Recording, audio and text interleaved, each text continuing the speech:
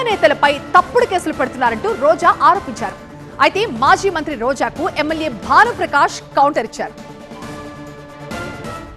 మేము ప్రజల కోసం ఫైట్ చేసే వాళ్ళం, అధికారంలో ఉంటే ప్రజలకు మంచి చేసిన వాళ్ళం. ఈ రోజు గర్వంగా ప్రజల్లోకి మేము వెళ్ళగలం. కానీ మీరు వెళ్లే పరిస్థితి లేదు. చాటలతో పరకలతో కొడతారు.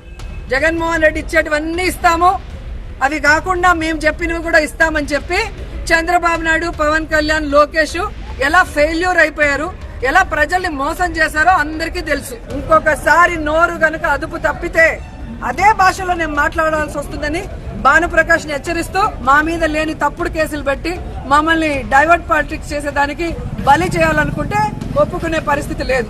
మా కార్యకర్తలకి మేము అండగా ఉంటాం, మాకు జగన్మోహన్ రెడ్డి గారు అండగా ఉంటారు. కోర్టుకు వెళ్తాం, కోర్టు మీద నమ్మకం ఉంది. ఖచ్చితంగా కోర్టు ద్వారా మేము తప్పు చేయలేదని ప్రూవ్ చేసుకుని బయటకు వస్తాం. అయితే రోజా వ్యాఖ్యలకి కౌంటర్ ఇచ్చారు ఎమ్మెల్యే భానుప్రకాష్. ఇసుక, బియ్యం అక్రమ రవాణాలో రోజాకి సంబంధం లేదని కాణిపాకంలో ప్రమాణం చేయాలంటూ సవాల్ చేశారు.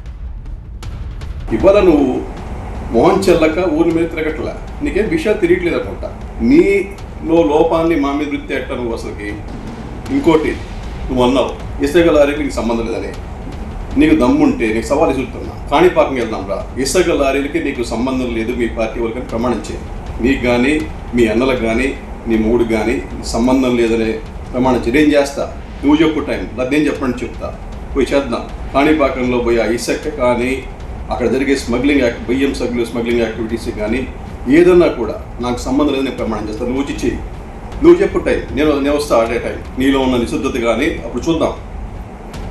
ఊరికే మాట్లాడడం కాదు.